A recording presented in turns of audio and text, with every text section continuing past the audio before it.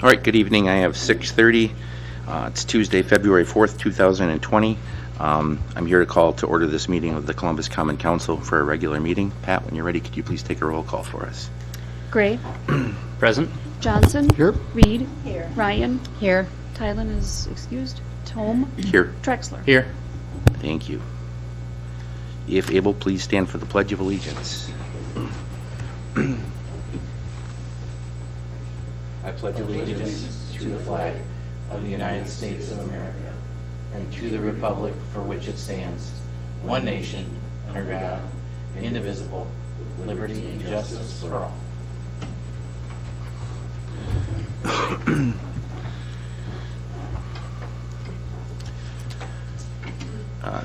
This meeting has been noticed in accordance with state statutes and local ordinances. The next item is to approve the agenda. We have a very short agenda this evening. Make a motion to approve the agenda. Second. Have a motion and a second to approve the agenda as presented. Any discussion on that? If none, all those in favor, please say aye. Aye. Any opposed? Agenda is approved. Correspondence and communications, we had no one signed up this evening. So we'll move on to the consent agenda. On the consent agenda, we have the Council and Committee of the Whole meeting minutes from January 21st and January 27th, 2020. We have a picnic license for the Tri-County Oddfellows Lodge number 40 for Oddtoberfest, which is September 26th, 2020 at the Fireman's Park Pavilion. And we have applications for operators licenses for the term of July 1st, 2019 to June 30th, 2021. Those names are Brittany Haas, Genevieve Louie, Tamara Lohmiller, and Rob McNichol. Are there any questions on the consent agenda? If none, I'll entertain approval of the consent agenda as presented. Motion to approve the consent agenda. Second. Have a motion and a second to approve the consent agenda as presented. Any discussion on the motion? If none, all those in favor, please say aye. Aye. Any opposed? Consent agenda is approved, so we go to new business item number 1. To consider and take action to suspend the rules and establish a date for a special assessment public hearing for the Hibbert Street project. My understanding for this is, since this has not been discussed at a committee of the whole meeting, Attorney Johnson is advising us that we just suspend the rules to take action on item number 2. Is there any questions from the council on this?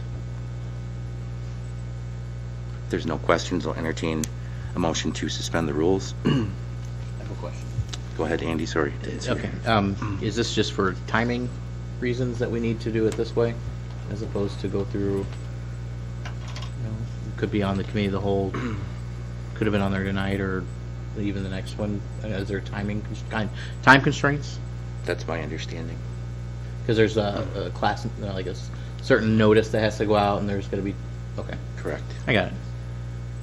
It was discussed at the DT meeting as far as the timeline that we needed to kind of have for the public hearing and everything else that goes along with it, bid opening, etc. So that was the recommendation from staff. Katie, did you have a question or not? Okay. All right. If there are no further questions, I'll entertain a motion to suspend the rules. I'll make a motion to suspend the rules. Second. Motion and a second to suspend the rules. Any discussion on the motion? I guess my question is to me this seems a bit rushed, and I'm just curious as to why it needs to be held March 10th and that we won't even know whether the grant application has been accepted until April, and I don't know if we'll have the final figures, which obviously could change if we get the grant application in April. It strikes me as a bit hasty unless there's good reasons for it, which my concerns will be assuaged.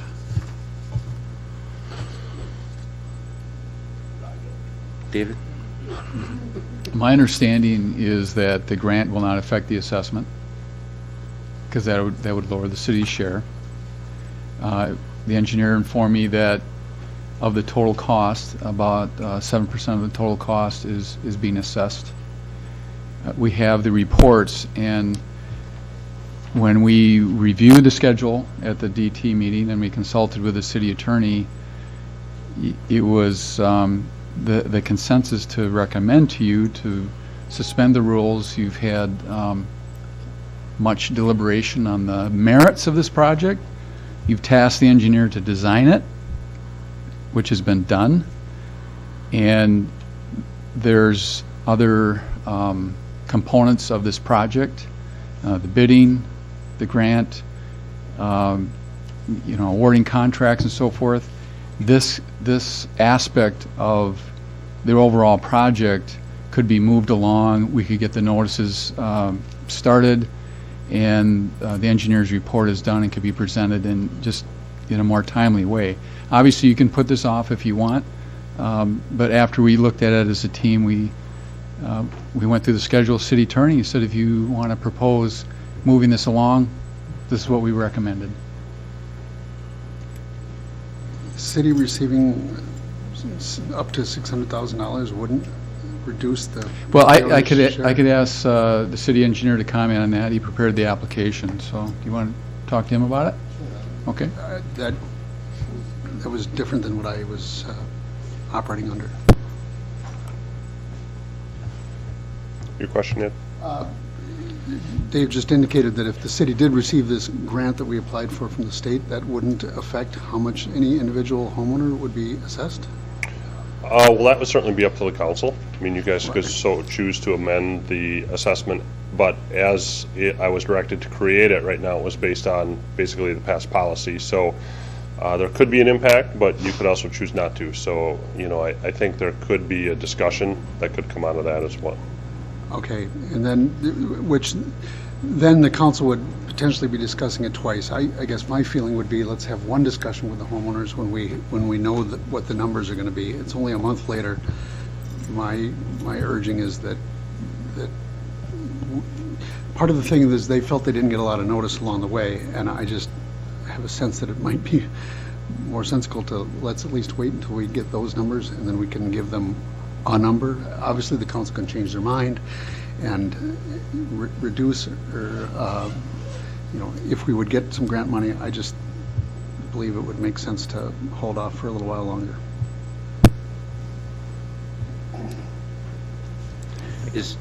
Sorry, Andy, go ahead. My comment to that, Ed, is I don't know how this. That's why I was kind of asking about the timing, because the one thing I want to avoid is putting this burden on the next council. I think it's important that we continue through this process and get it done, and not put that burden on them.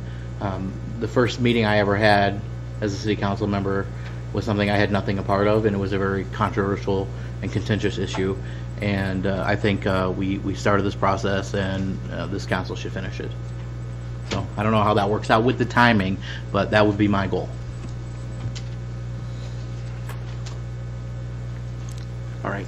Any other questions? Just Sorry, go ahead, one. Ian. So if we hold the meeting at the proposed date, when would the notice go out to the residents? How long prior to March 10th would they get notice? February. The schedule's attached to your packet. Okay. So if it goes out February 20th, they receive Correct. it sometime the last week of February, and then it's a week and a half into March. That I'm just thinking that's pretty short notice, and that's been a contentious point. Like, March 10th seems really, really quick for giving them notice about March 10th. If I may, please. The date of the public hearing, whenever you decide to have it, be it March 10th or some date other than March 10th, the date of the public hearing is the start of the council's deliberation on what the final special assessment is going to look like. Okay?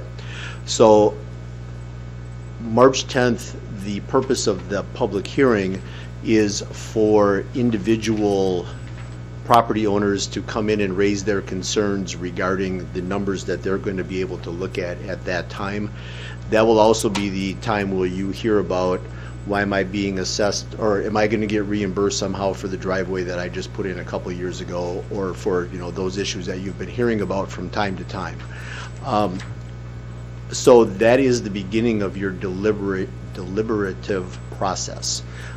The committee of the whole then is going to hold the public hearing, and then we'll start the deliberation process. The last time that we did a special assessment, it was either a 2 or a 3 meeting process to have, here's the first, here's some revisions, here's some further revisions. So basically, we're trying to build in an amount of time to get to the point of exactly what Andy just said, so that this council can make the final call on what the assessment is going to be. That's not a requirement, that's not a legal issue, that's a practical issue more than anything else, because you're the ones who have heard all of this and have the best knowledge. The bottom line is that May 11th is when construction starts. So you have a window, but it was the thought of staff that the sooner you have the public hearing, you now have some more time to, if you need to make adjustments over 2 or 3 meetings after the public hearing, you still have the time to do that. And this council can decide. So that's kind of the theory behind behind the schedule, and the schedule is in your packet, so you can kind of see where I'm pulling out these dates. But if we leave it at March 10, you're building yourself 5 weeks to run through this and have the council make decisions. If you back everything up by 2 weeks, which you certainly can, you've just shortened that time for the council to deliberate. The other part of this too, if there's notification requirements, to get the notification in the paper as early as possible, which is also notice. And then there's also the direct notification that's going to be going in the mail to the affected residents, which is not going to happen until February 20th, because the bids will be due on February 19th. So Jason's going to try to turn that around in one day to make sure that his preliminary numbers at this point match up against the bid that we get. So I think there are 2 separate notices that are required, and that this is statutory. Each of the affected landowners is required to get a notice from the clerk's office, and there's a class 1 notice, which means that it has to be run in the paper one time at least 10 days before the public hearing. So those dates are built into this as well. All right. Any other questions? I'm happy to move forward as is. I'll make a motion to schedule the public hearing. We actually, I'm sorry. We have a motion and a second Okay. to waive the rules, but haven't called the vote yet. Were there any more questions at this point? Ed? So this council is active until April 21st? No. You are active until the second meeting in April. Okay, very good. And then I'm persuaded by Andy and your logic, and I appreciate being informed. Thank you. All right. If there's no further discussion, then we have a motion and a second to suspend the rules. Is there any further discussion? If none, all those in favor, please say aye. Aye. Any opposed? Okay, the rules have been suspended. We can move on to new business, item number 2 then, Andy. Okay, sorry. I'll make a motion to schedule a special committee of the whole meeting for March 10th, 2020, 6:30 p.m. in council chambers for the purpose of conducting a public hearing to review the engineer's report and special assessments involving the Hibbert Street construction project. All right, we have a motion and a second to approve or schedule a special committee of the whole meeting for March 10th, 2020 at 6:30 p.m. in the council chambers for the purposes of conducting a public hearing to review the engineer's report and special assessments involving the Hibbert Street construction project. Is there any discussion on that? I did just want to say thank you all for asking the questions about this. When you look at the timeline of all the things and pieces that need to fall in place, it's good to ask those questions now, because it also makes the public very aware that we definitely want to make sure that people are notified and aware of the process. So, all right, if there's no further discussion, voice vote okay on this, Paul? Yes. Okay. All those in favor, please say aye. Aye. Aye. Any opposed? Motion passes. Thank you. All right, next item then is to consider and take action on claims in the amount of $668,368.80. Is there any questions on the claims? If there's no questions, I'll entertain a motion to approve the claims in the amount read. Motion to approve the claims in the amount of $668,368.80. Second. We have a motion and a second to approve the city claims in the amount read. Any discussion on that? If there's no discussion, Pat, could you please take a roll call for us? Johnson? Reed? Ryan? Aye. Traxler? Aye. Gray? Motion carries. Thank you. On to report of city officers. Dave, did you have any notes prepared for the evening? Will you jump in first?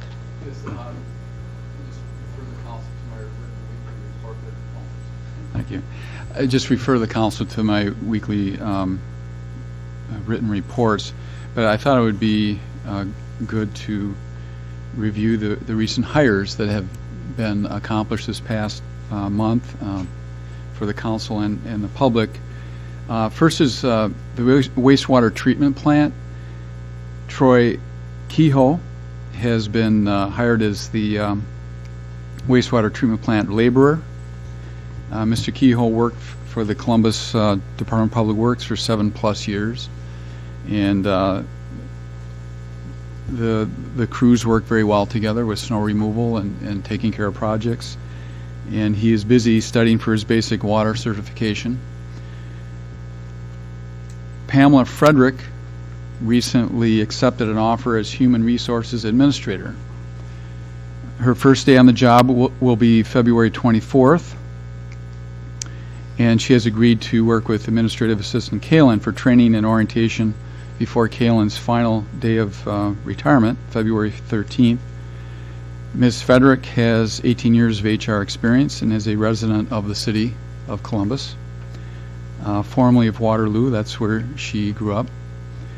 She's a graduate of the UW Whitewater with a business administration degree in human resources.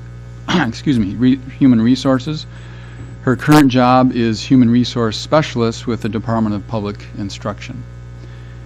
In the Public Works Department, Anthony, nicknamed Tony Weber, has recently accepted the position of Director of Public Works in the Department of Public Works Maintenance Worker Number 1. Mr. Weber is leaving a position at Enerpac as a builder of hydraulic cylinders. He is a Waterloo native and previously worked in the construction and warehouse distribution. His strengths is in snow removal. He has a Class CDL. In landscaping, metal and welding fabrication. Jacob Bones was promoted within the department to replace Troy Kehoe, Kehoe's position, and as maintenance worker 2, and will fill in as lead worker when Supervisor Jenny Schultz is away from her work duties.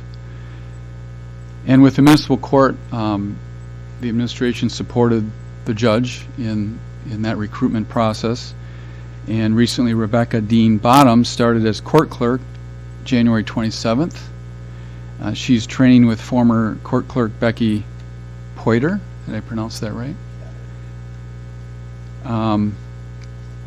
So she is filling the normal work hours here Tuesday through Thursday for the court, and is being shadowed by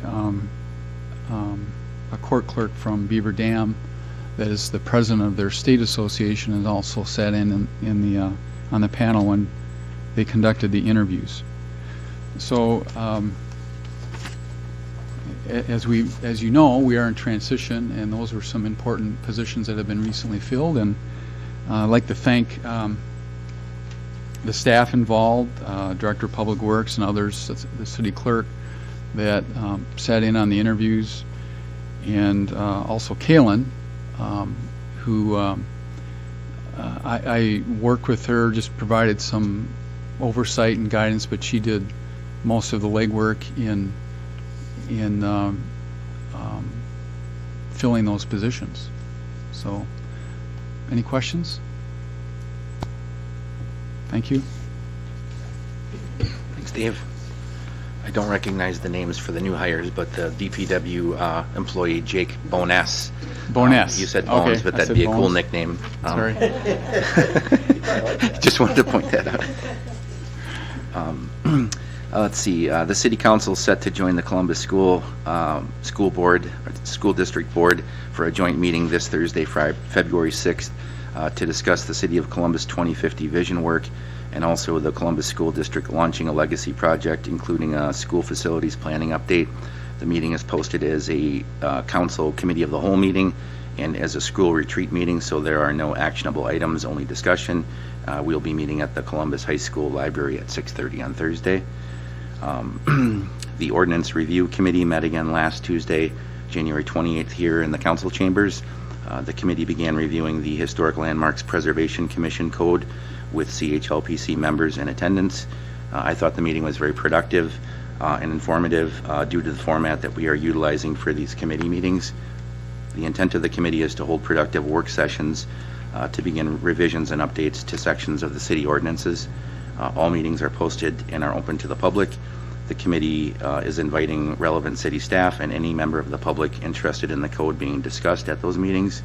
The next meeting is scheduled for February 12th at 6:45 here at City Hall, where we will continue the discussion of the CHLPC code, and we also have placed the building code on the agenda as a possible backup item for discussion if needed. Reminder that our next city council meeting has been rescheduled to Monday, February 17th by action of the council at our January 7th meeting because of the spring primary election on Tuesday, February 18th. Early in-person absentee voting for the city of Columbus is currently available Monday through Friday during regular business hours through Friday, February 14th until 5 p.m. And as Dave had mentioned, there's a new hire. We have Administrative Assistant Kaylin Leaders has notified the city of her planned re-retirement. Kaylin had originally submitted her intent to retire in December of 2019. Many of us, including myself, were very happy and thankful that Kaylin was willing to extend her time a bit further to help us during this time of transition as we continue to search for a new city administrator. Kaylin started with the city in April of 2013 as the Senior Center Director. Shortly after the first year, she also began working here at City Hall, balancing both positions for a time until January of 2016 when she was officially hired as the confidential administrative assistant for the city. I believe anyone who's worked with Kaylin clearly saw her dedication to handle any project from inception to completion. The city network server project is a very recent example of such work. On behalf of the city, thank you, Kaylin, for all your work in your time with the city, but especially in recent months. Again, your dedication and obvious sense of obligation to leave us in a good position is very appreciated, and you will be missed. Kaylin's last day will be Thursday, February 13th. That's all I had. Anybody else have anything else to share?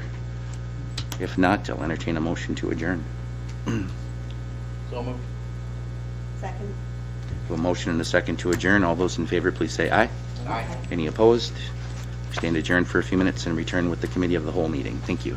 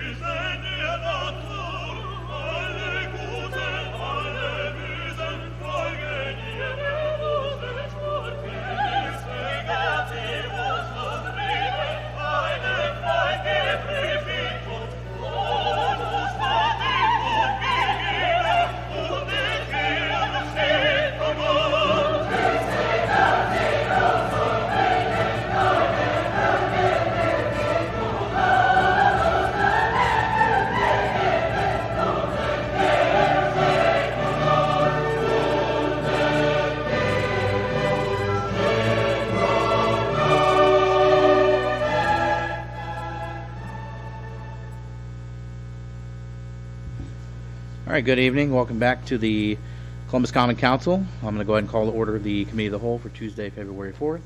Time is 6:59 p.m. Pat, if you could please take a roll call. Gray, Present. Johnson. Here. Reed. Ryan. Here. Tylen is excused. Tome. Here. Traxler. Here. All right, the meeting was noticed in accordance with state statutes and local ordinances. First thing we need to do is approve the agenda. Since we already handled number 6 in the regular meeting, we can strike that one from the agenda. So I need a motion. I need a motion to approve the agenda, striking number 6. I'll make a motion to approve the agenda, striking number 6. Second. I have a motion and a second to approve the agenda. Any discussion? Seeing none, all in favor say aye. Aye. Opposed? All right, citizen comments. Is anyone present that didn't sign up that wished to speak? Seeing none. Next up, number 5, committee minutes. We have committee minutes from the recreation for 11/11 of 19, CDA for 10/23, 11/18 and 12/16 of 2019, Tourism Commission for October 7th and November 4th, and Plan Commission for October 17th and November 21st. Any questions or comments on the committee minutes? Okay, seeing none. All right, first up tonight, we have the number 7, review and discuss bid recommendations from Rupert Milkie for the wastewater treatment plant influent screen project. Jason is here to discuss this further with us. We had the bid is in our packet, and he's looking for us to accept the bid, or the low bid. Go ahead. Thank you, Andy. So what we had here tonight was the bid opening that was on January 22nd for the screen project. There were 2 bidders, both very reputable contractors that have done work with the city in the past. Stop Construction was the apparent low bidder here. That would be for the contract price, including the screen and the washer, which would be the alternate bid. And so we are recommending moving forward with that. It is below our estimated budget that we had in place for the utility and the capital plan for this project. So at this point, we're just looking to see if anybody had any questions on moving the project forward or anything about the bid or the pricing. So I didn't quite understand the difference between the base bid and the including screen and washer from alternate bid. Yeah, Can so you just the, remind me and maybe the rest of us about that? right, so the alternate bid had a modification to the plan which reduced the cost just due to some of the kind of components that were installed on it. So again, we just wanted to have an option in there to, if the bids came in high, we had some ability to still get the work completed that we needed to get completed. And so we kind of felt like that was the better option to move forward with based on the pricing differentials. And so the alternate bid is what we're going to recommend going forward. Okay.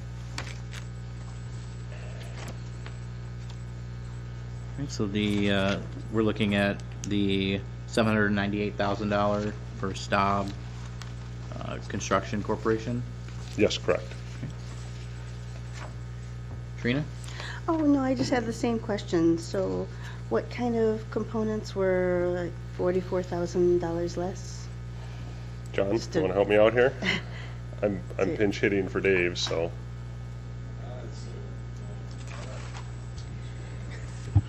It's my only goal every time he comes. You stumped me. Might stump me a bit too, but the design is different.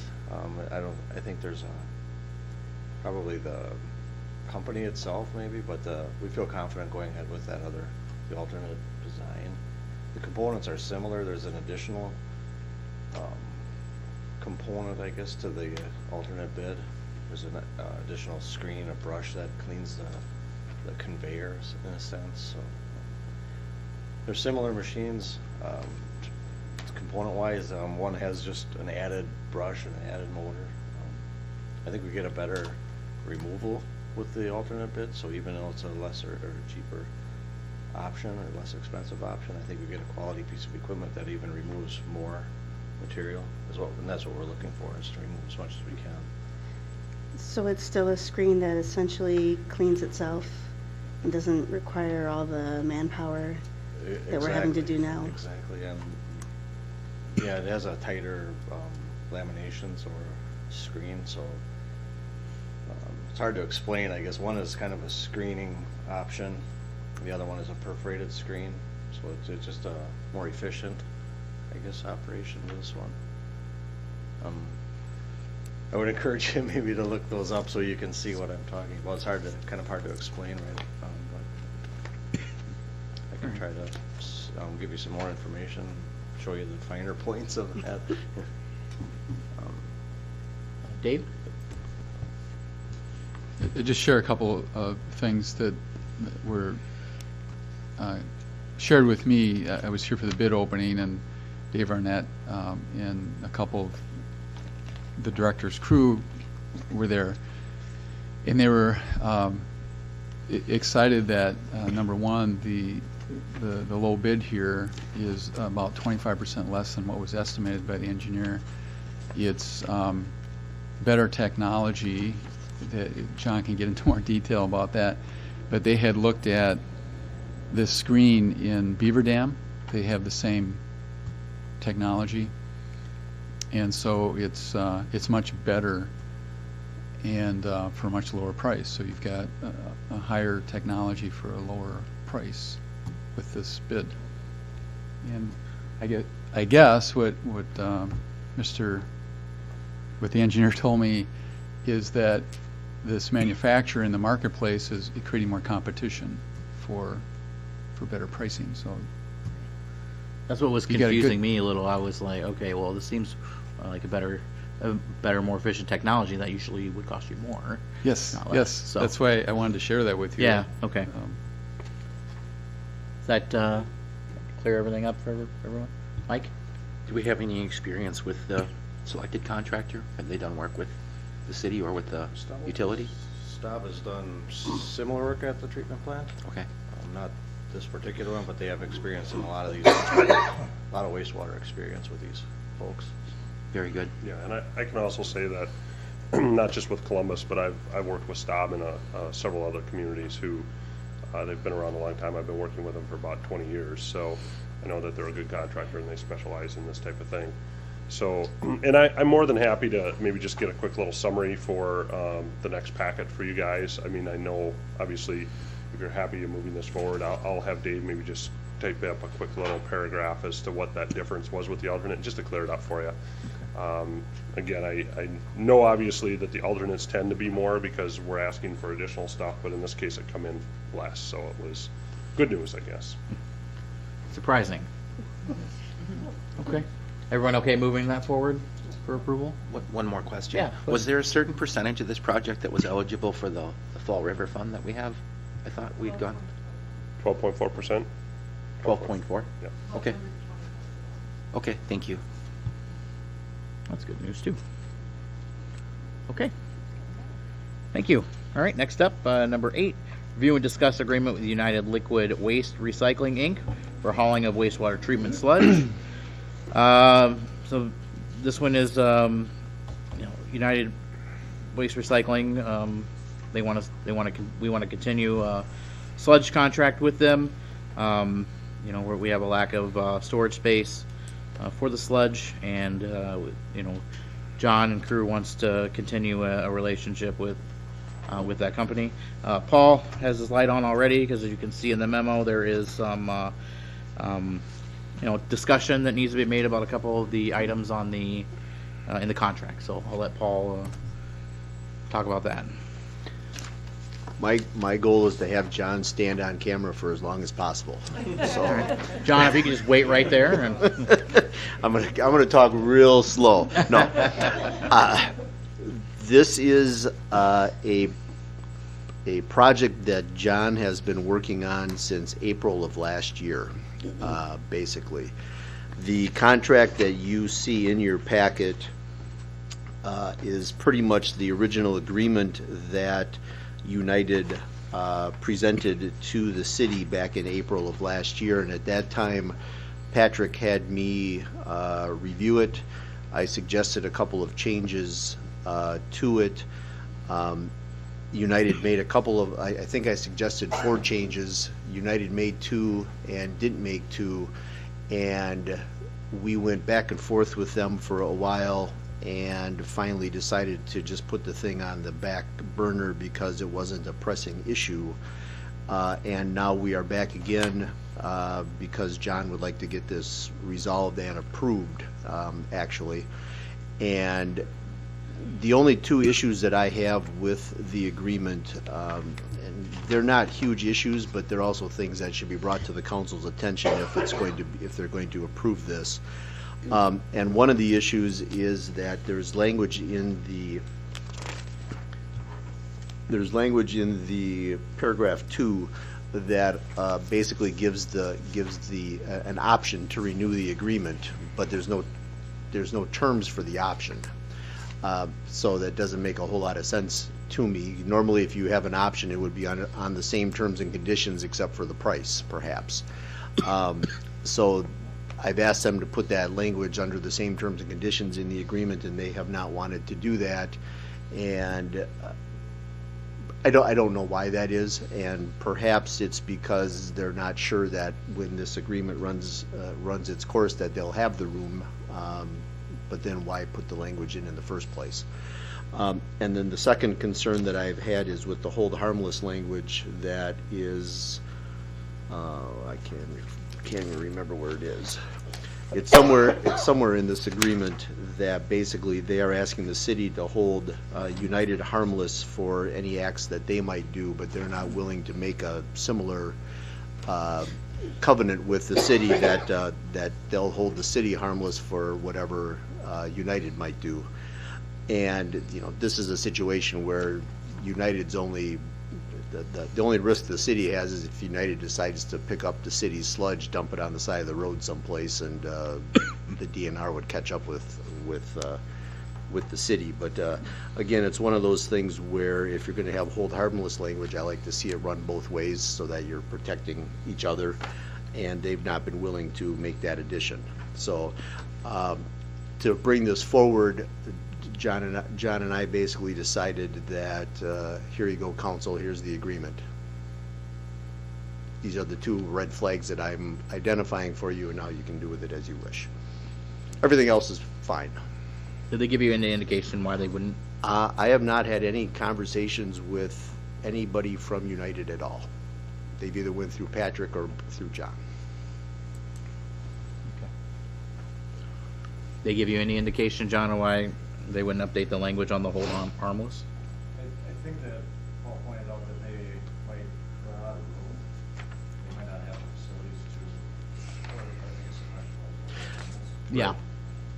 That I guess I'm not sure of. The one comment that came through Patrick several months ago was, we just don't do that.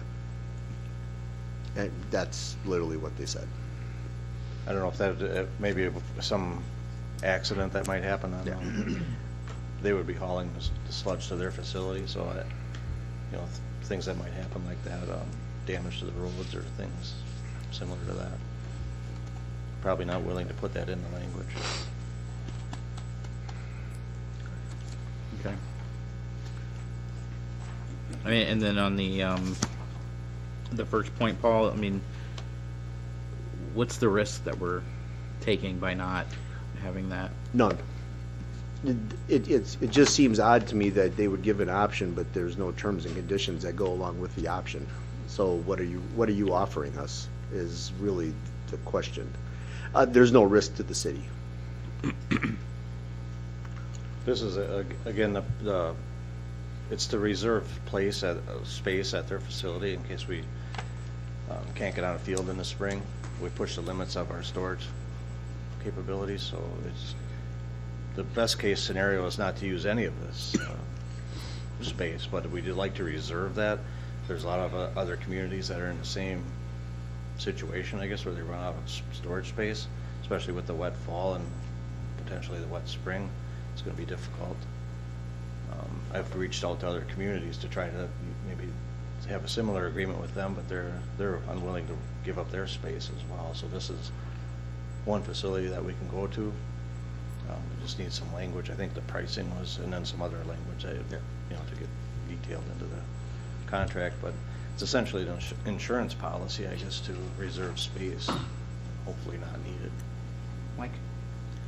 I'm assuming we had a contract with them for the last couple of years. I don't know if it was an annual contract or if it was a multi-year agreement. Oh, we had one several years ago, we had one, but then it lapsed, and then we didn't renew it. Okay. I think we just forgot about it essentially, because we wanted to continue this. The DNR likes to have those contracts in place, so we're required to have a certain amount of storage space. Mm-hmm. And hopefully this will bridge the gap again until we can make a good decision on what we want to do going forward with sludge storage or sludge drying. So that I'm assuming then if we let the contract lapse, we haven't had a great need to use this. It is just a backup plan. That's essentially what it is, a backup plan. And then we have it listed on our capital plan is to do a sludge management study in the next couple of years. I can't remember exactly where it is, but hopefully we'll have this contract, it'll run out, but then we'll move towards another, more storage, drier sludge, something like that. Makes me feel a little bit better though that if we can't get the exact language, that our risk is minimized because we may never even have to execute the contract. It's just a backup plan, so. Yes. Okay, thanks. Trina? I guess I'm feeling pretty comfortable even if we don't have them amend their terms to hold us harmless in response. We're not really obligated to each other. We don't owe them a certain amount of sludge. They don't actually have to reserve a certain amount of space. Well, the contract would ensure that. We reached out to them last year because we were in a bind again for storage space, but we were able to find some fields that we were able to get on, but they didn't have a signed contract. They said if we had a signed contract, they would reserve space for us. Again, hopefully we don't need it. But it looks like this year we might. That's kind of the urgency of it this time. We're pushing it. It just was a wet fall and potentially a wet spring, and farmers are reluctant to have us go on in weather, especially in the spring. So. Out of curiosity, around how many cubic yards are we talking about?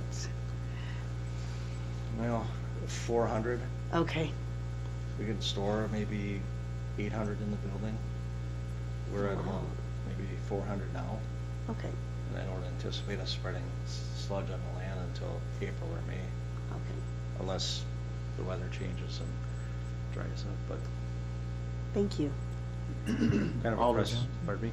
Oh, sorry. I was just calling on Alder Johnson. If you had more, go ahead. Did you have more?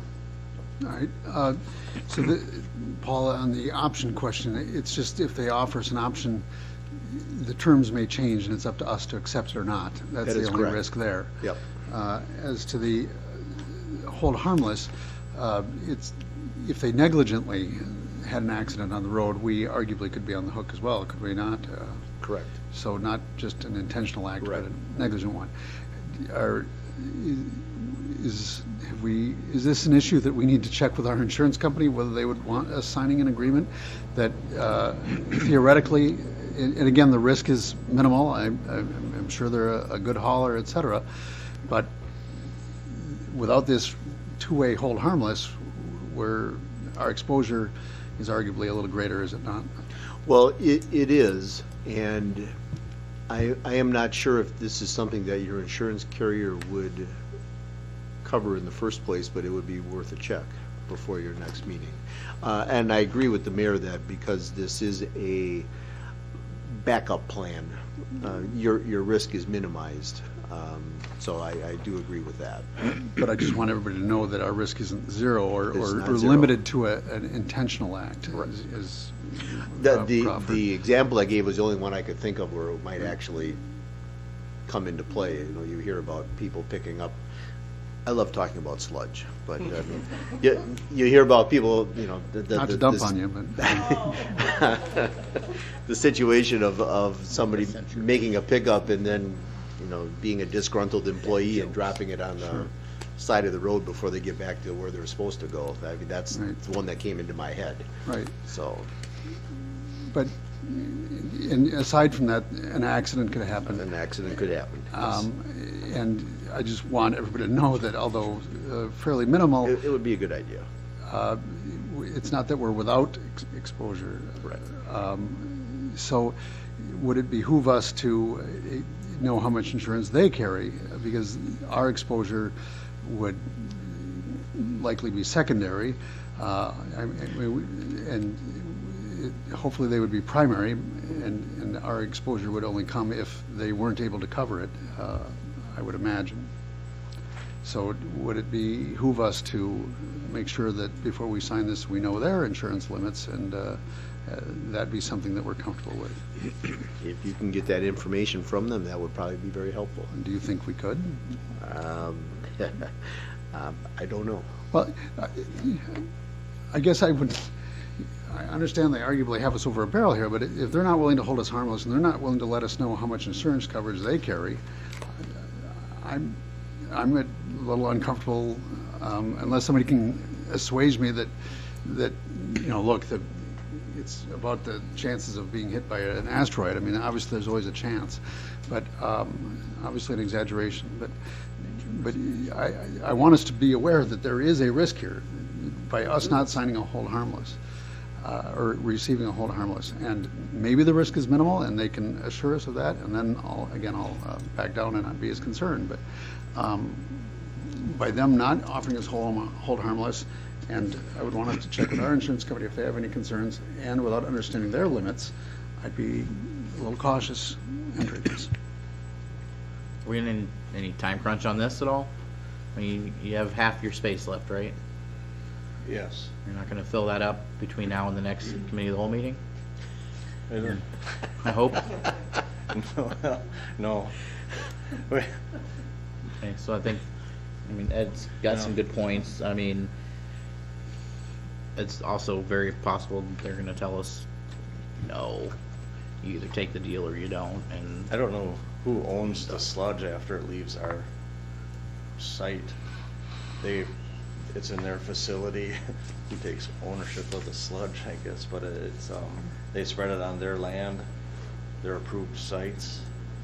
They haul it with their vehicles, store it on their property. They're responsible for it in a sense. I know the sources from this, but that might be a question to ask too, if that would impact.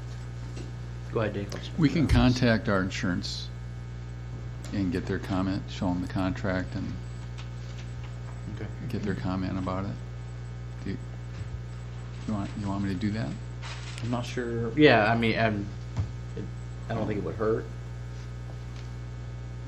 Not sure who was next. Ian?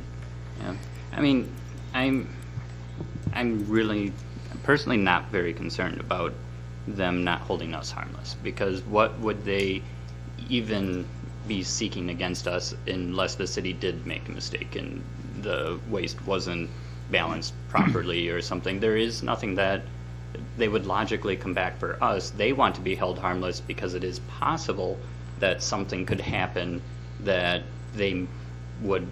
that we might seek out. But for them to seek out some sort of retribution against us is, I mean, there is almost no chance of that unless our facility did something wrong and the sludge wasn't proper or something, and it was too whatever and it got out and got loose. They're asking for a hold harmless because of things like that. I don't think there's a reason for the city to have a hold harmless from them, honestly. The only benefit of having them hold the city harmless is that if one of their employees, or if they would do something, that the DNR would come knocking back on the city's door. I mean, that really is the only issue. I agree it's minimal. It's my job to point it out, and that's why we're talking about it. And I love your example. Thank you. Trina? Yeah, I'm also just not too concerned. I mean, if we gave them all of our current sludge, we'd be paying them like $1,000 to hold it somewhere. If they had a disgruntled employee that dumped it in the road, DPW workers would have an unfortunate job for the day. But I don't see where the major cost of liability would probably come. Hopefully it's not in front of your house. Traveling that road. Well, yeah, Trina, there you go. There, Tom? Section 3, contractor's obligations. H, upon request, provide client with proof of adequate bonding and insurance. So we can get that. The other thing I wanted to bring up as well, right below that on page 2, I'm just assuming since they're handling cake sludge, that it's probably fairly regulated by the EPA and the DNR, and that they probably need to be licensed and their trucks need to be licensed, so there's probably a fair amount of oversight, but maybe we could look at what the state requirements are. Like John's question is, who owns the sludge once it gets on their truck? I'm assuming that there's probably some precedent and some legal standing that follows this because it's a regulated, I would assume heavy regulated type of transportation. Yeah, they have a licensed facility with the DNR, and their vehicles are licensed. And, drivers licensed accordingly.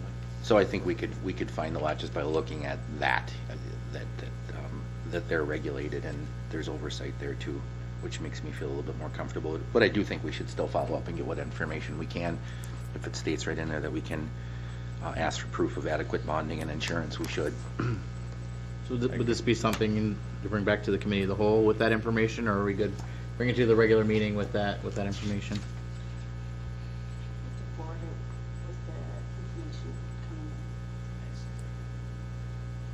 I'm fine with that. Okay, then so be it. We'll move that forward to the regular meeting. We'll ask Dave's office to obtain, or John to obtain that insurance information, and bond under section H of, or letter H of section 3, and maybe run it by our insurance company as well if needed. Okay. All right. Thank you. John, anything else you want to add while you're up there? I can find out where ownership takes place of the sludge once it leaves our property, who has that, so I'll find that out. You can find that out, but I can tell you that if there was an accident in the road, an attorney would make a case that it's the city. The city would likely be joined as a party at a minimum. Whether they would win or not, they would be joined as a party, and I just want the council aware of that. Would that be the same thing as if the Columbia County waste truck got in an accident in town? We probably have a hold harmless in that. Okay.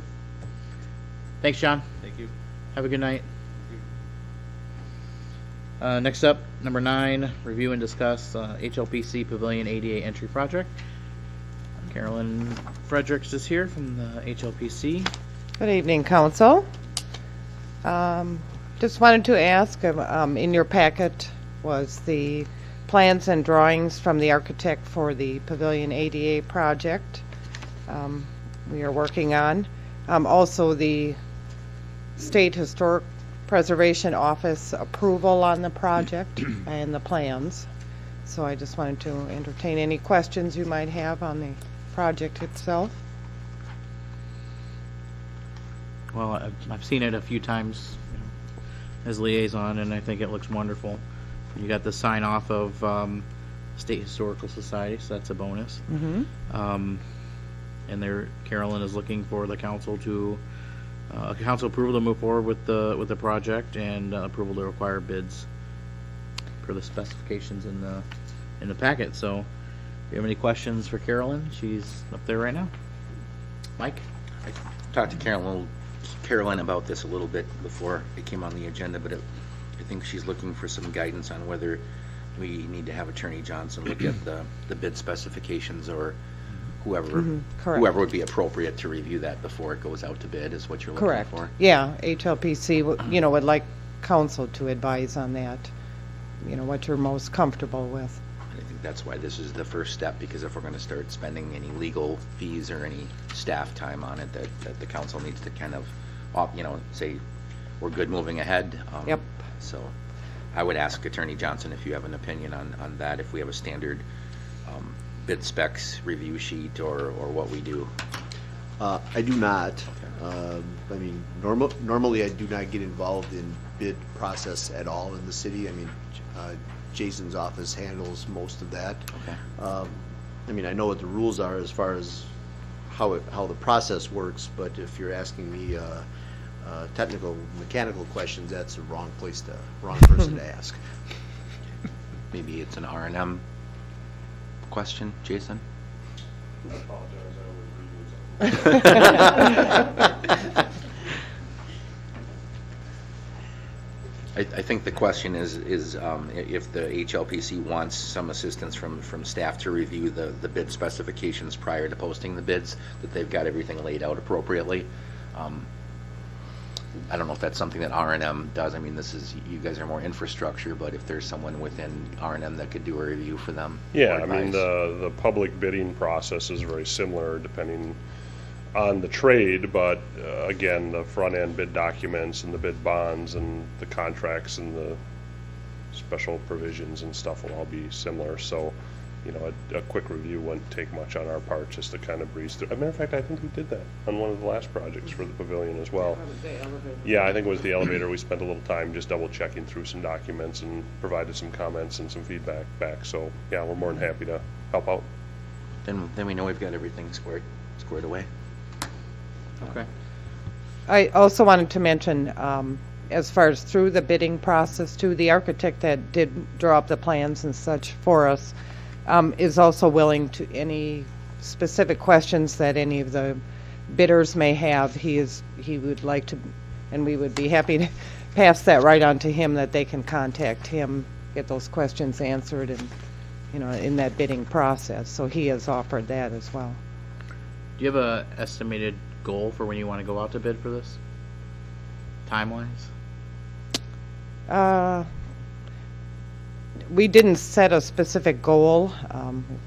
Got a couple projects going on right now. We were, depending, how this process moves along, if it would be possible, again, we always need to be conscious of what the rental schedule is. And, this one could be a little bit disruptive, so we were possible, and there's concrete work involved, that kind of, we were hoping maybe in the fall of the year, otherwise we'll have to wait till next, spring. But then again, it's, it's weather-wise too with concrete work, and, Okay.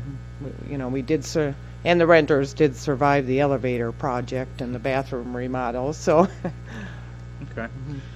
So action requested the council tonight is discussed. Any questions on the project?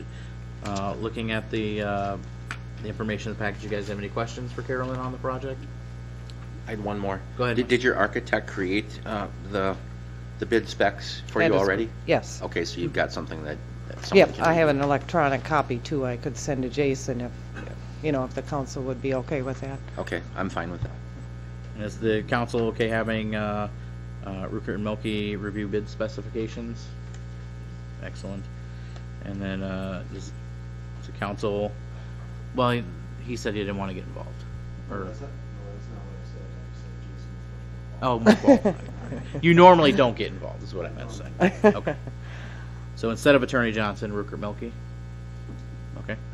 And then approval from the council for HLPC to move forward on the project is the next action requested. Any? Or to Okay, okay. move those items forward. I'm guessing the process then to move to the February 17th meeting for approval of the project and then to be able to go out for bids. Yep, and approval from us again to get bids on the project. Everything okay moving this all forward to the next regular meeting on February 17th? Okay, All right. Thank you, council. perfect. Yep, thank you.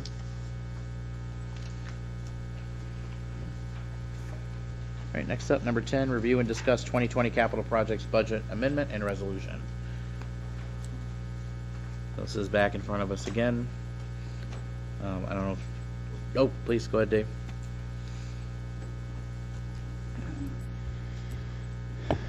If I may, I just ask that you just look at me for just a couple minutes before we get into the packet.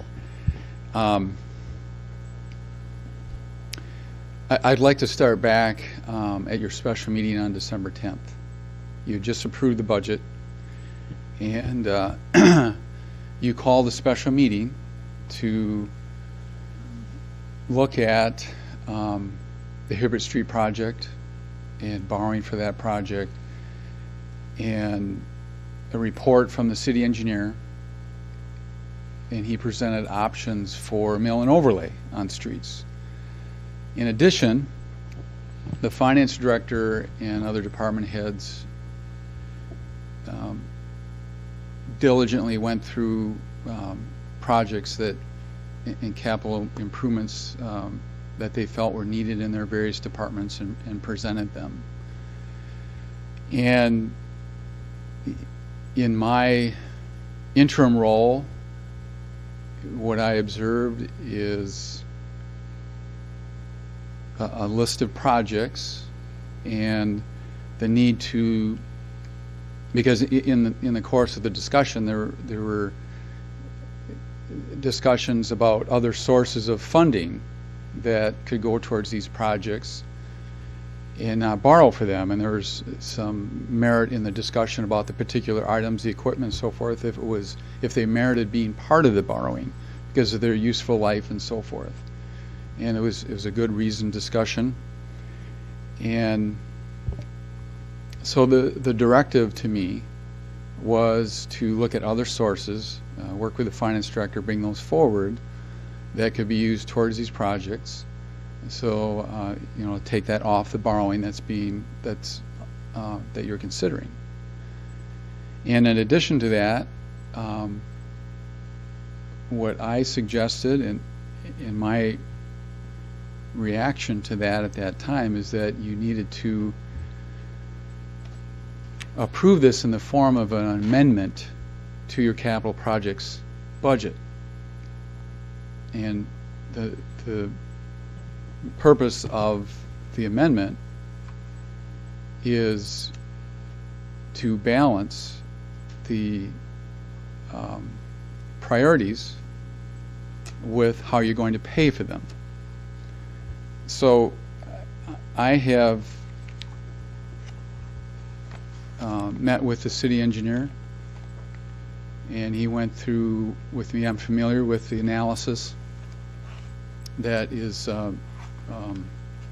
now required by the Department of Transportation, where you rate the roads, and then they're rated, and based on that analysis, that was what he presented. And multiple meetings with the finance director to look at the funds on hand and so forth. And I pulled together a team of department heads that were presenting these projects. We actually had 2 meetings. I went out with the public works director and inspected the roads that were on the list. And basically my purpose in meeting with the department heads was to determine what the priorities are. We had 2 meetings. So all of those, all of that research I brought forward at the last meeting. And basically with the debt modeling that Kim did with Greg Johnson from Ellers, looking at that and the funds on hand from previous borrowings and so forth. The first thing that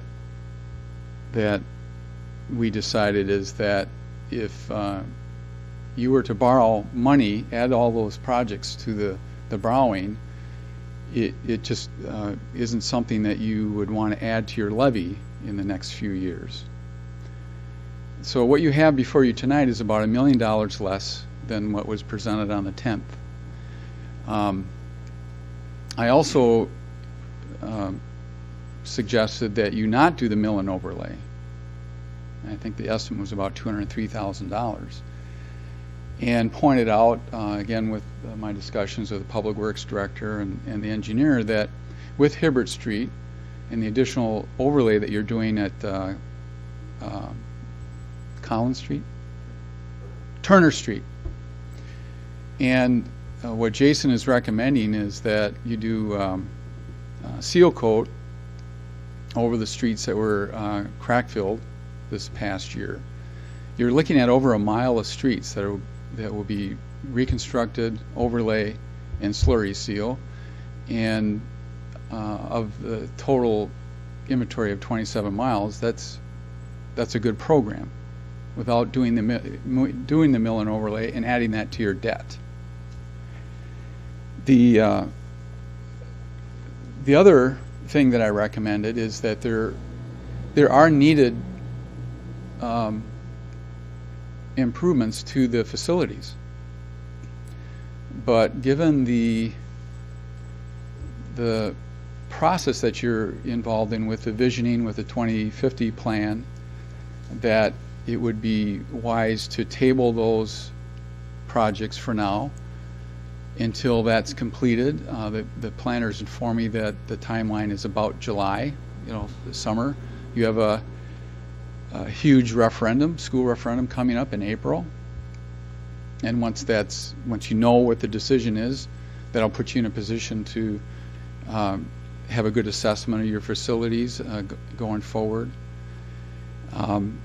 And also, since the 10th, the challenges of the pool leak have been addressed with funds on hand, and now we have to wait till spring to get a final determination there. But that's been addressed, and money's been set aside to fulfill the contract with MSA to do the 2050 plan. So all of those things combined have brought this, and that Ed suggested, and you all directed me to prepare a resolution.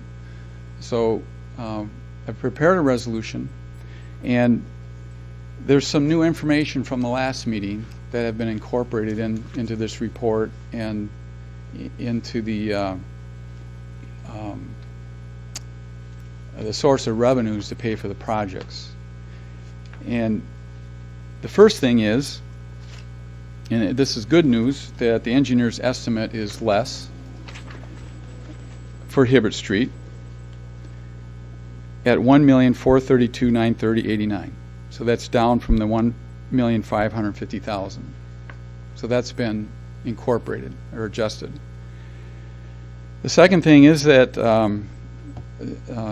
Director of Public Works, Zach, has brought to the City Hall a check for $13,590.50 from the sale of equipment. So that's been added to the other source of funding.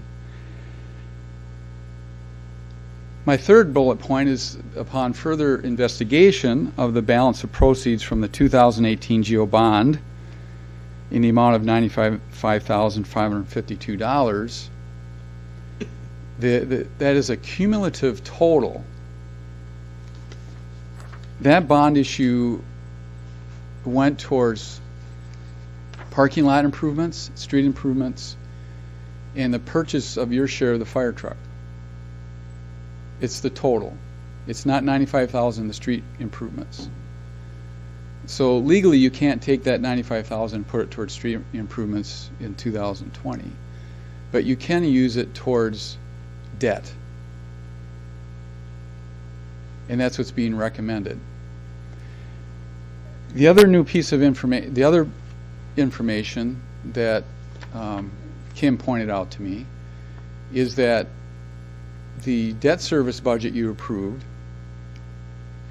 includes the amount of $123,150 to pay off the end loader bank loan. That was budgeted in the debt service. And the plan was to include that in the bond issue to pay it off. So what we're suggesting, rather than do that, you apply the $95,000 into the debt service, and with the cash on hand in the debt service, you can pay off that bank loan.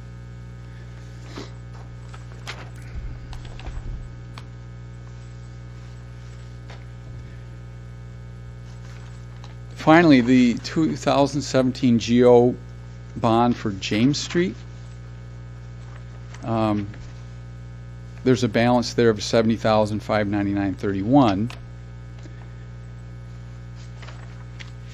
And we're suggesting that $32,590 be applied, and we set up a new account for Highway 89 in the capital projects in the amount of $54,900, and that's just the net result of when you add up all the other funds versus the expenditures.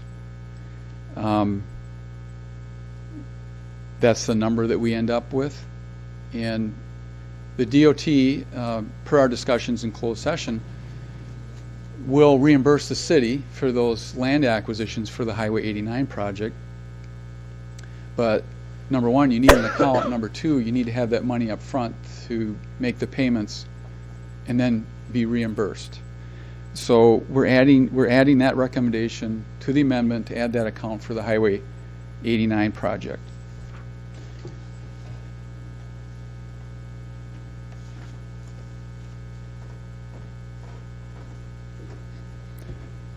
Because the Second Ward Creek improvements at Fireman Park are of a high priority, and Zach had presented a total cost to do all of the improvements. But when he was asked, well, what would be the priority? It's the Second Ward improvements. I think you're all aware of that. What we're suggesting is that be added to the borrowing for the Hibbett Street. So you'd be borrowing for Hibbett Street and for the Second Ward improvements. The other projects listed here would be coming from funds on hand and application of undesignated fund balance from the general fund. Now, that's a decision that you have to make. You know, if you have funds on hand in the general fund, you can look at the report from Greg Johnson from Ellers. And it is appropriate when you have funds left over to put, when you have undesignated funds, to use them for capital. The other concern is the impact or the effect on your credit rating by Moody's when you go out into the market and bond for funds. Moody's does a credit rating, and one of the factors that they look at is your undesignated funds. And the city has a good track record in that respect, and it's been looked at as a good thing. It has been my management style to press that to the maximum. So that's part of my personality in my management style, to use as much funds on hand towards your projects versus borrowing. And where we've ended up here is at 217,120. And it's somewhere in between what the auditor says as far as a minimum fund balance of 2 months of operations and what Ellers is suggesting here.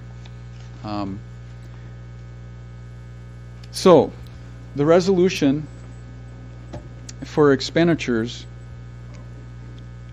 between all of these resources, I'll start with the expenditures first, is $10,833 for the senior center roof.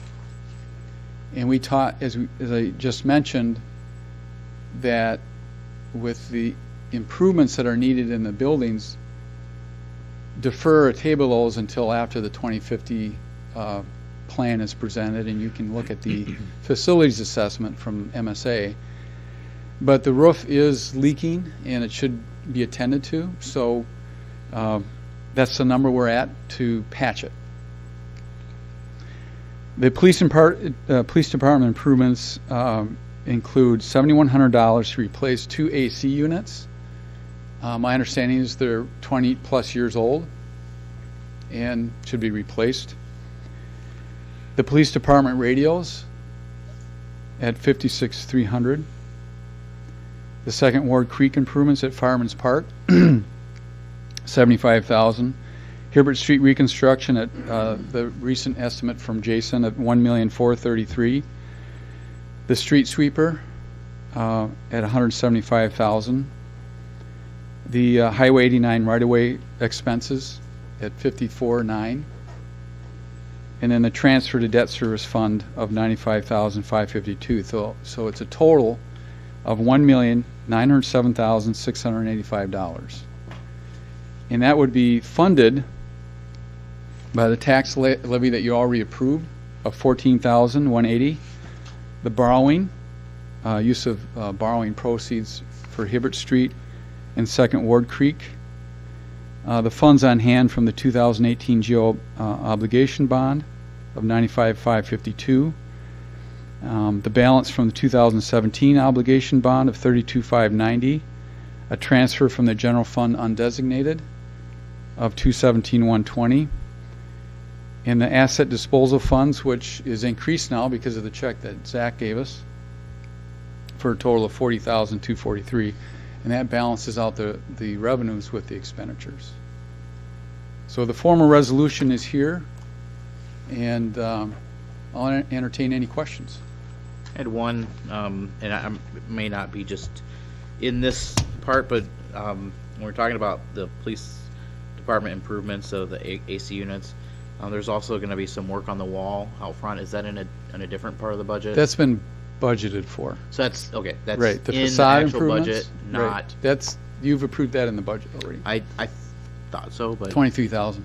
you know, when we do budget and borrowing and talk about it in the same meetings and the same timeframes, Sure, it all well, mixes it's together. a lot So on your plate. I wanted to make sure that somehow didn't get cut out, so that was my initial question. Questions for Dave on what he's introduced so far? The resolution is there for us to look at and discuss.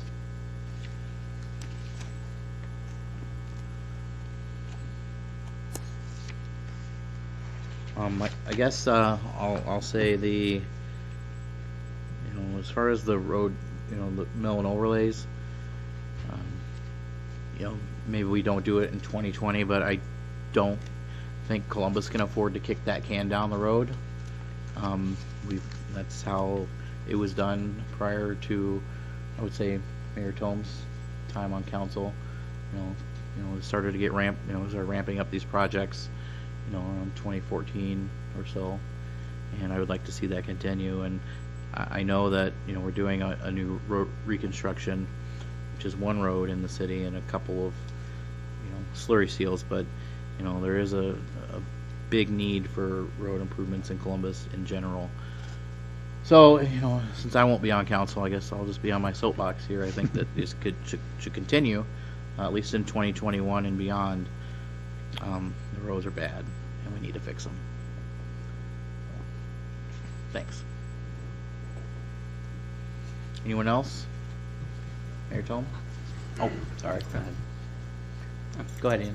No, you're good. No, I am concerned not doing the mill and overlay because it's something that keeps on getting pushed back, and it's the primary thing that the residents want our streets to be fixed, and it needs to be done. That and reducing the amount of like the stormwater things and only doing the 75,000 in the second ward. Those two things concern me. Thanks, Ian. Mayor Tom? The only thing I don't see under expenditures in this is a placeholder for the pool. I know that we're gonna kind of have to wait till spring to determine that. I just didn't know if there was possibly a different option for funding for that, if we needed to borrow money or if we were gonna have other assets on hand, depending upon what that bid came in at. But that's the only thing I think we need to kind of, there's an unknown, I guess, so it's hard to put a number in there. But I think as soon as we find out what repairs need to be done at the pool, we're gonna have to be able to react to that very quickly just to get the pool open in time. Well, I know the portion of that contract was to repair, so there's a portion of that there, but obviously it's an unknown. And so that, that's a good point.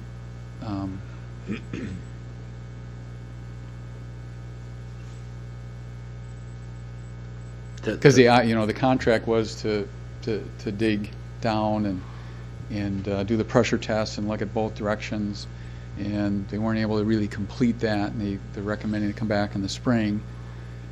And the contract included the digging and investigation, but also repair, and obviously they didn't repair anything. So there's a portion of that contract that that they're obligated to fulfill. But obviously, if the problem is bigger, then there probably should be some contingency someplace to pay for that. I think, But, you know, in April or May, when they come back, yeah. they'll have a more definite, hopefully have a more definite idea of what that entails. My understanding of the last agreement with Newman Pools, which was about, what, $4,600 originally, I think, somewhere around there, was that if they could dig into that one area where the old repairs were done, that they were hopefully going to be able to fix the problem when they excavated it, and when they Right. figured that they weren't going to be able to find it then, they said they're going to have to come back in spring to pressure test and find the exact problem. And I think I got a copy of the invoice from Amy Jo today, and it was $2,200 out of the 46 that we had approved. So there's a few $1,000s left, but I don't know that we're going to get the final repair done for that amount. So I just want to put it out there that. How much money would you feel comfortable with? About $100,000. No, I have no idea what to expect. I really don't, because we've been, trying to find every pipe in that area to make sure that we're not just assuming we found the problem and then fill the pool up, and that one pipe we didn't test is the one that's leaking. So I think we need to be very thorough. I have no idea. I have to rely on an expert or someone in the industry to say, here's a typical cost, and I have no idea. But I just want to put that on our radar. Okay, Maybe it's not a bonding issue. Maybe it is a different type of financing. We can look at that and try to come back with some options for you. Even if there's not a dollar amount, just having the word pool somewhere in Sure. here, I think we have to do Okay. to be responsible. So. Trina? Oh, no, I just hate planning to draw down the undesignated funds to a bare minimum, especially when we know that there's a possible large unknown with the pool cost, and there's just always something that we don't know that's going to break, that's going to come up, and I just hate seeing it so low. On that note, when she's saying bare minimum, I wasn't on the impression that we're bringing anything down to the bare minimum. And we're bringing it down to a level that still funds the city for, in case we don't get tax collections or whatever for, 3 or 4 months. I guess, 100,000 is to me a very bare minimum. But if it's still at like 750,000 or maybe 800 or 650 or whatever it would be, I still feel comfortable. I guess I don't know that Yeah, it'd be number. about, based on the estimates that I have, it'd be $500,000 range, 500? $600,000 range. Okay. 500,000. Ed? Go ahead, Ed. All right, first off, I appreciate the amount of effort and the thoroughness and the creativity that you've put into this. This is something that, is really terrific. I think you did a wonderful job. I appreciate it. Thank you. When would we start expending funds on the Highway 89 right-of-way expenses? Is it contemplated? For the acquisitions? Correct. Well, it was reported to me by the consultant that she's contacted all of the property owners and she's making offers based on the report that was submitted to the council. So that could happen, within the next few weeks, months. But the project isn't for a couple.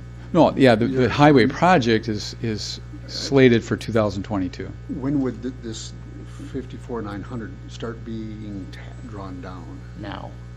Now, even though the project's not for a few years? Well, You gotta get the property first before you can do the project. So they sit on the cash for a couple years before the right-of-way is ever needed?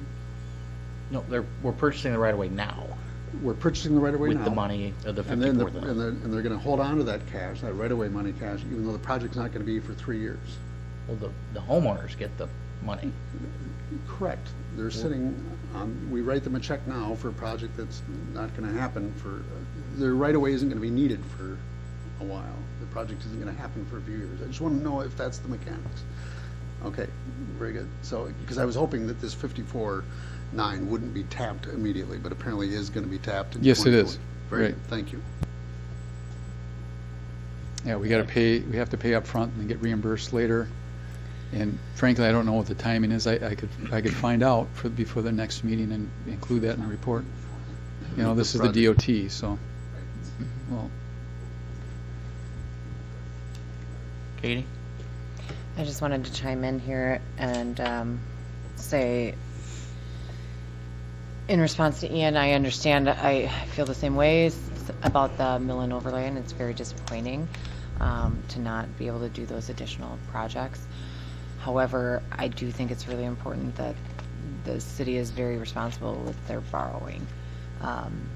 And by doing those projects on the terms that we were going to be doing them and having mill and overlay only last a portion of that time doesn't seem as responsible to me. And I understand that the reason why it was brought to us is because we would get a better pricing buying it all at once in conjunction with the Hibbard Street project. But in the end, I don't think it's responsible to borrow for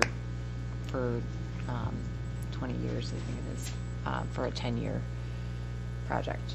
And also putting the debt service higher than it should be and potentially impacting our credit rating, if I understand that correctly. yes. So unfortunately, I mean, I was looking forward to, getting those projects all completed too, and I think, the city is behind in a lot of its road maintenance and construction.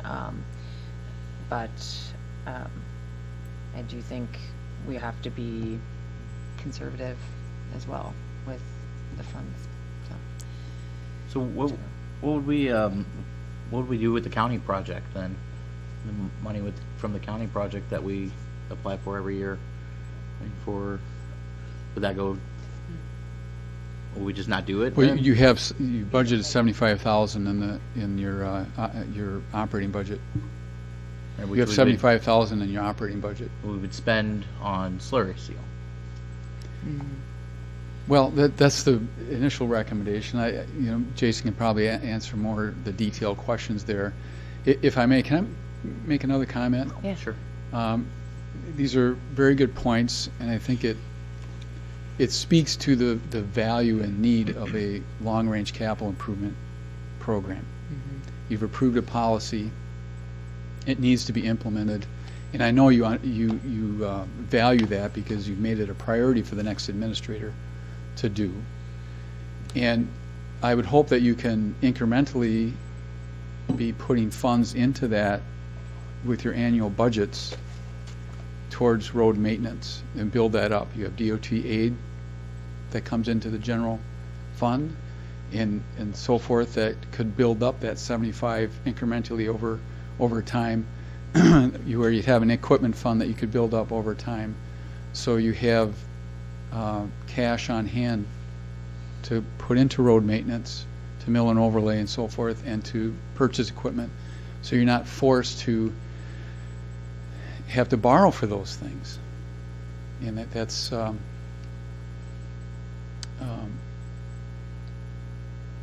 something I know that you have made a priority for the next administrator to do. And hopefully with the next budget cycle, you'll have a plan in place, and you've gone through a process of prioritizing, the road maintenance and mill and overlay, and you can start incrementally taking baby steps to fund that over time. I don't necessarily I don't know if I like the term baby steps, just Well, because I do think that if we're incremental, behind, we're going to have to incrementally. take some leaps. But yes, in some regards, I just think that at some point we're going to have to catch up, and there's not a lot you can do in terms of when you need continued road maintenance on the roads that are good now. So if we're taking baby steps to improve the ones that are not good now, by the time that we get there, we're going to have to full on repair all the roads that we put off. So, yeah, no more Band-Aids. I'm after. Anyone else have some comments? This, in front of us is a resolution. I know Mayor Tome has requested some, maybe an edit to this resolution to include a placeholder for pool funding. What's the will of the council with this resolution? Ed, I'm in favor of moving it forward. anyone not in favor of moving this forward at this point? I'm still very reluctant not to get at least more of the streets fixed and more of our stormwater fixed, because, I mean, kind of what Katie was alluding to, but, trying to justify the opposite direction.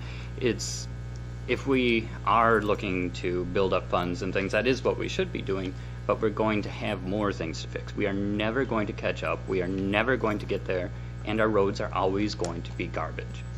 Like, at some point, we have to start fixing them. We can't rely on, we're going to slowly build up funds. In 10 years, we'll have one more road fixed. Like, in 10 years, we'll have a dozen more that need to be fixed. It just doesn't work that way. And I'm still a firm believer that the stormwater in this city is awful, and we should not be doing less than what we were intending to do originally.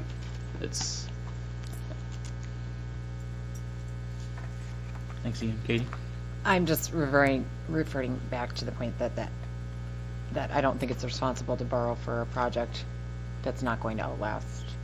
We have to fix it. Sure, to do but something. I don't agree with borrowing for 20 years for a 10-year project, or 10-year maintenance. But that'll keep us never getting the road done. Anyone else? Trina? Oh, no, I guess like Kate, I'm, disappointed that we're not going to be able to afford to do the $200,000 of road maintenance we were planning on, hoping on, but I really don't see how we could take that much more funds out this time, and maybe we'll just have to, have a discussion for the following year. Mike, you anything to add? Good? No, I want to thank Dave and Kim for working on this. I think the starting point is identifying the funds on hand, as you've done. I think there's an overwhelming amount of things that I'd like to tackle and the council would like to tackle. But having the right source of funding for those projects is the most important. I think if you don't consider that at the starting point, then I think we're just creating more Band-Aids. We're creating more problems where we may think we're fixing a problem, we're creating a problem that's going to exist 10 or 20 years down the road if we don't consider the funding source. So I think, Kim and Dave have done a good job of kind of digging in and finding every possible source to start hacking away at this list that we had to start with, I guess, last year already. So I appreciate the work that you've done there. There's a lot more that I'd like to get done this year too, but I think we just need to have a starting point and start working with the new administrator to say we need a long-term capital plan and we need a way to fund it responsibly. So I also want to point out we are investing in stormwater. The street sweeper is $175,000, and that's going to immediately contribute to improving that. So we are making some improvements. More need to be done. There's your $1,907,685. If you want to do streets, there's your list to cut and swap out. I don't see anything on here that I would want to take out. I want streets done just as badly as Ian, and there's just not something that I want to trade off of this list right now that is a good offset, unfortunately. So, I mean, unless anybody has anything else to add, we can move this forward for a vote in 2 weeks, or the 17th, and we can go from there. Everybody okay with that? Okay. It's good discussion. I appreciate it. And I'll echo what the mayor said. I mean, great job. This is a lot of information we had never seen before, and some of this legwork that you did was, stuff that this council needed to see, and it's very much appreciated.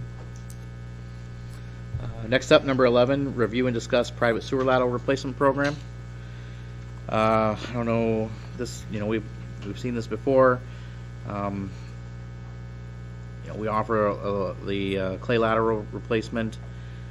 We have been offering a credit of $1,800. Action tonight is to reconfirm the use of the program and the funding level. So I don't know if anybody from staff is here to field questions on it. Kim's here. Mike, go ahead. I can jump in here. I think what Jason wanted was some reassurance that we were going to continue this program for Hibbert Street. I think we did it for the last set of reconstruction projects. And that was the first time we did it, and we had discussed formalizing a budget that year for it, just estimating how many people were on the corridor and how many possible replacements there were going to be. So I think Jason just wanted to be able to confirm we were going to look at this so we can start communicating with property owners on Hibbert Street, whether this was just a one-time deal or if this is going to be a standing policy. So I think that's job number one, I guess, is just to reaffirm that we want to continue this, or if we need to have any discussions. The current budget was $18,000. I think we had budgeted originally $30,000, I think, for the last set of projects, but this comes from the sewer collection system fund, which has over $200,000 in it, so there's no lack of funding for this program. So 270. So I do think it's a program we should continue, and I would also maybe think we should consider doing this even outside of reconstruction parameters in case there's an emergency somewhere in town. The idea is to get rid of laterals that are failing and creating a liability for the wastewater treatment plant, and the more we can get rid of, the better. And if we've got a funding source, I think the policy's laid out pretty good to show what each homeowner needs to do to qualify for the grant, but Yeah. I think that's the gist of it. Yeah, I've supported this since we first introduced it, and I continue to support it. The funding level is fine. The current budget of $18,000, and again, if more people want it, there is money there to cover it if it does go over the $18,000. So, everybody okay moving that forward?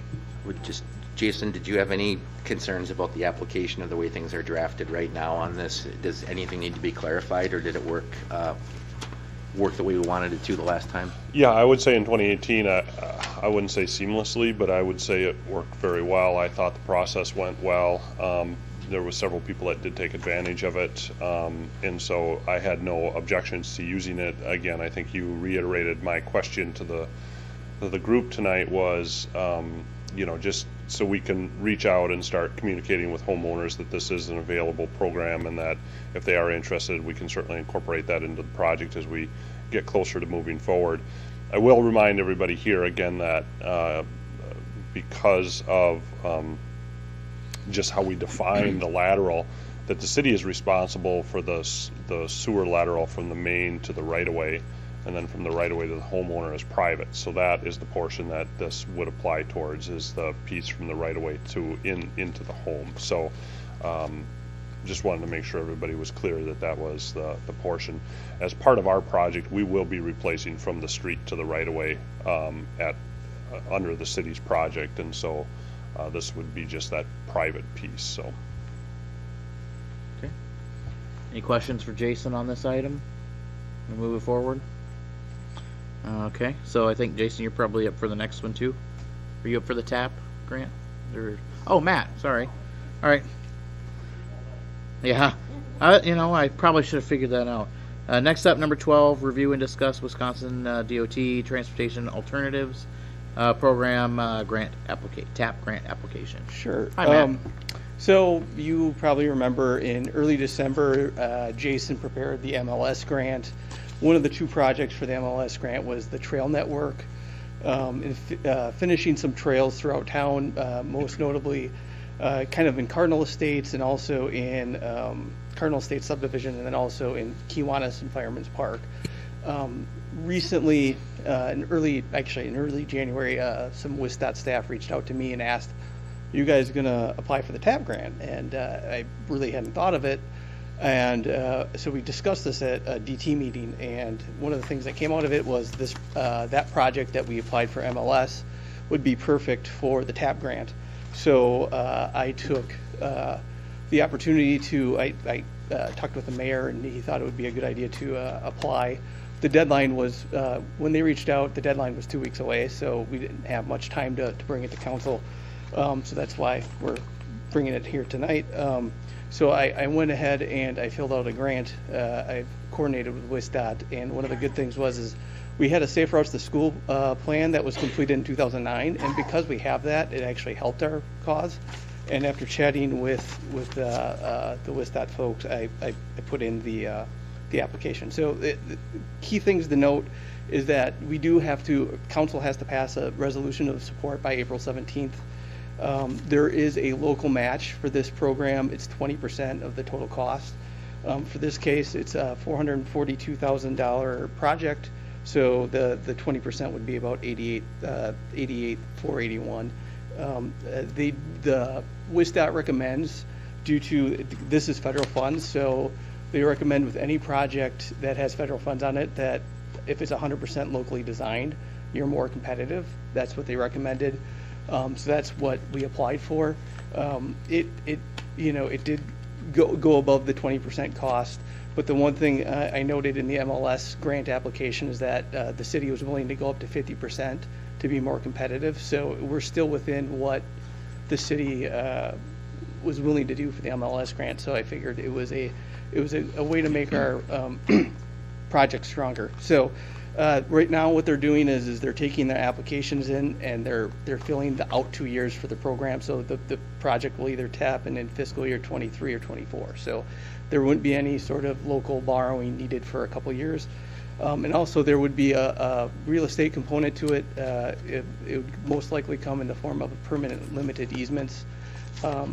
But for the most part, since the project as it's proposed is going through parkland, it's 80% public, 20% private. So, I mean, there would be a little bit of real estate cost to that, that's outside of the cost of the grant. So if you want the full grant application I have, I can email it over to you. I didn't put it in the packets because with the narrative and the application ended up being about 25 pages. So I figured I would save you all the details. But if you want it, I would be happy to email it to you.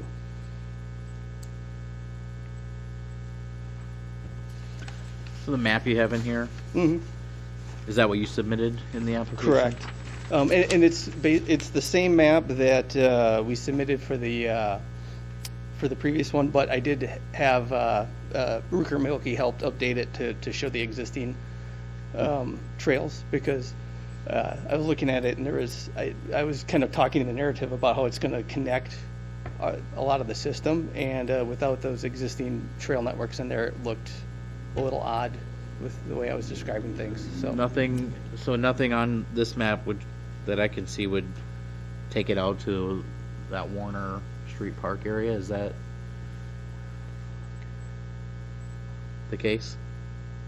Or am I missing it? Oh, you're talking north, where Hibbard would extend to the Warner Street Park? Yeah. Okay. No, that was not part of the application for the MLS, and I just simply submitted the same 'Cause we have a proposal. We own some land in that area Correct. that There's we a- could the- put something in there. Correct. Okay. All right. Mike? My assumption is that if this was kind of taken off of the Safe Routes to School program, it's more centric around the schools as opposed to the outer edges where there might be existing trails or whatever, correct? Really, the key part is connecting this segment through Cardinal Estates where there's actually an existing trail, and then this segment that comes out on Fuller Street right across from Dickinson by the school. That would really be, and then also the city owns right away right across from 89 and 73. So that connection would help kind of provide a little shortcut also to the middle school and elementary school. And the other good thing that I talked about in our application is that with the 89 project, council approved the bump outs on the corner of 89 and 73, which helps enhance the pedestrian safety there. So, I mean, if we're going to have a trail that comes out there, I mean, I think that just kind of coordinates well with what we already decided for that intersection, so. I'll just add that at last night's Tourism Commission meeting, Matt and Ed were there, and we were talking about bike trails, and there's kind of a trend right now for bike tourism, et cetera, so this is quite timely. Thanks, Matt. Yeah. Okay. Any questions for Matt on the application? So the one thing we need to do is draft a resolution. Would we prefer that comes to the council, or can that be moved forward to the next council meeting? We have plenty of time, so it doesn't really matter to me either way, so. I think if the draft resolution wasn't in the packet, we should just put it on the next committee of the whole, if That's that's fine. okay. Yeah. If we've got time, especially. Yeah. Okay. Katie? Just a question for you, Matt. In the Kiwanis Park, is there not a trail that's existing there now? I know it's not in good shape, but I just wondering if that matters. I believe it is paved from, there's a gravel parking lot basically across from DPW, and I don't know, probably a couple 100 feet in from there to the, I think to the VFW. It's paved. I'm more referring to the other side, like on the Farnham Street side on 89. There's a parking lot there that matches up with a Yeah, Kitty, little you're walking correct. trail behind. There is a trail there. With the MLS grant, we proposed on just resurfacing that trail and bringing it up to standard. There's some drainage problems there, so we'd probably elevate the trail slightly and improve some of the drainage around it. So the idea was, because of the condition it is, we considered it part of the trail grant application, even though it does exist, so.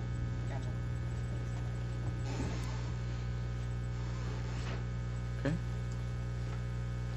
So yeah, I would also like to see it come back to the committee of the whole, so we can review the Okay. resolution and then move on from there. Sounds good. Anything else on this, guys? Okay. Next up, I have 13, review and discuss application process for May Ward Fund. Matt's still up there. So this is one that's kind of been hanging out for a little bit, kind of waiting for a lighter agenda to bring this back to council. So last discussion we had with council was developing more guidance and framework for this program. One thing I would note is that obviously council sees the value in this program. They have obviously in the 2020 budget put $500 into the May Ward Fund from the general fund. So I just wanted to, we're just trying to, I guess, finalize the framework for this program moving forward. So really the guidelines, I've made minor edits since the last time you've seen this document. The one thing to note is I did talk, revise the project completion format. I just note in there, I know before there was some discussion on DPW involvement, and I just said if DPW is needed to complete a project, that it'll be scheduled at a time convenient for them. Just obviously that their projects have priority over this program. And then also talking a little bit about disbursements of funds, and basically that we need to have some sort of invoice for any sort of project that would be completed, and we will not reimburse anything that had already been spent before it was approved by for the May Ward funds. Really talking about the project application form, it's to me it's pretty simple. It's a one-page document. You have a project sponsor. They give you the title, and then they give you a brief description of the project, and then a budget. So the budget should have, activities, whether it's planting flowers or buying street banners or whatever it is, and then requested May Ward funds. And then if there are any other funds on the project, we'd want to know what they are, and then just have a total budget. And then we'd get into questions like donating time, and whether the project sponsor would donate time, and if so, how many hours. And then also asking questions like maintenance. If they're doing something, will it create maintenance down the road? And if it does create maintenance down the road, would that sponsor be willing to donate that time to maintain it? And then also asking if there was a need for staff time, how much staff time would that take up? And then we would also ask for any bids or estimates, any sort of site plan for any project they were doing, and then any other documents that we would request out of the applicant. Any questions on the application form? Just, on that last part about, does the city need to contribute staff time for completion or maintenance of the project? And if so, if yes, provide an estimate of staff time needed for the project. Would the applicant really have that information? Are they the right person to give that estimate? Because I could see them saying, 10 hours a year, Zach saying 100 hours a year. Like, is this really, like, I think that should be more of a sign-off part of it. Yeah, that's fair. I guess I put that on there so we were thinking of those kinds of issues as we were getting applications, whether it's not on the application form or if it's an internal discussion that we have. But either way, it's something we just need to recognize, and that's why I put it on the form. Maybe instead of hours, something like, description of what kind of Tasks. maintenance or staff time that they think would be needed. Okay. Yeah, what kind of resources, yeah. Trina, you good? No, I have the same question.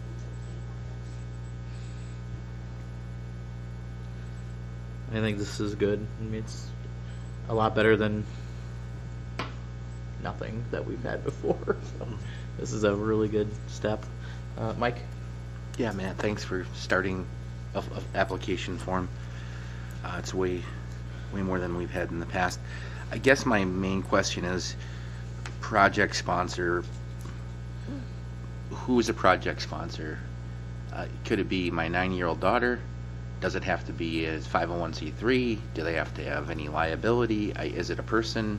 I don't know any of that. And I think that if they're asking for public funds on a project, that we want some sort of a partnership here, that we need to be able to kind of define our expectations of who our project sponsor or partners are, I guess. That we should have some definition for that, because I think we do with other funds through tourism and other things. So That's a great point. just want to point that out. Mm-hmm. Whether there's any requirement on their end, rather than just saying, my name is Mr. Smith and this is what I'd like. You're right. I don't specifically call them out when you look in the guidelines. I just refer to nonprofit groups. And I don't say 501c3 or Okay. whatever I mean. Just wouldn't want to turn this into a situation where someone could take advantage of the city and say that they're getting discriminated against because they're a for-profit business, but it doesn't say that you can't apply for this, that they're sponsoring this, and then using city resources to get a project done. So I think that needs to be outlined a little bit more. Trina, I agree. Yeah, I really wouldn't want to limit it to official charities. I'm imagining that a lot of the applicants will be children's groups, whether it's a scouting group or some kind of nature club that has a vision of putting in some wildflowers somewhere. I'm not quite sure how to put the language in to prevent individual business from simply beautifying their own business property, but I want to leave it fairly open.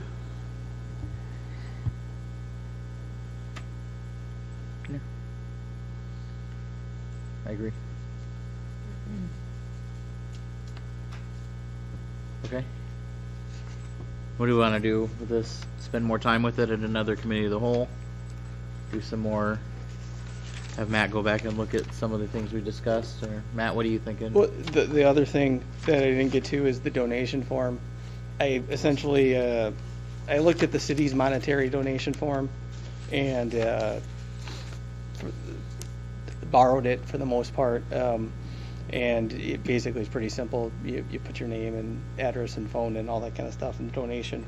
The one part that I really am not sure on, that I want to, ask if there's any restrictions on the fund, or you want to ask, but if there's any excess, if we actually do a good job on a project, I think it's just easier that the money would just stay in the Wayne Award Fund for future maintenance of that project or other uses. And our current monetary donation policy, we leave an option of giving the money back. And I guess I'm bringing that up for discussion because I think that might make it harder to actually track if as we get into this, and I don't want that to be the intent. I want it to be a simple, I'm giving $20 for flowers, and I want it to keep it simplified. So a little discussion on that would be preferred or be appreciated. Katie? Yeah, I agree. That sounds interesting that somebody would expect to, well, it only costs $18.50 and I give you $20, so I need that money back now. So, no, I understand that. I think that that's a good point. And at the bottom of this, it also just says something, about how you can write off this on your taxes and that kind of thing too. So I feel like we're providing enough for people. If somebody donates $500 and they write it off on their taxes, and then we spend $437 on the project at hand, I don't think we need to necessarily have the option to give it back in the policy for this. Is that what you're suggesting? No, well, just on the form. I mean, I just put a disclaimer on there that says if we come in under budget from what the donation was for, it would go back to the May Award Fund for ongoing maintenance for that project. Sure. And just leave it at that, rather than opening that can of worms of asking them whether or not they'd want their money back if it was a 50, or if they gave us $50 and ended up being a $45 project. I mean, I think for time and ease, it would just make sense to have that waiver in there.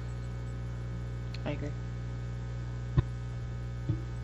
Ed? So are you proposing on the donation form, striking the second, if yes, any funds in excess of, and then the two lines? Correct. And Pulling just that box out. And putting a explanation on what would happen if we came in under, if somebody put it in for a park bench and the park bench ended up being $90 instead of $100, we'd say that would stay for maintenance of. I'm not sure you even need that, but I'm all in favor of pulling out the section that you're proposing pulling out. Yeah, okay. Mike? I agree with Ed and Katie too. I don't think we should be specific. I think the May Ward Fund is, there's guidelines right here to show that what we're doing, and the application is very project driven. And what if someone just wants to give money to the May Ward Fund based upon the guidelines they see, which is general beautification, and they want to give $100? And I think we're kind of corralling them into an area and making them choose a project, so to speak, where they may not want to do that. So I think it should just be a lot more simpler. Okay. Just go into the fund, unless they specify a specific use, it's just going into the fund for whatever falls within the guidelines of the fund.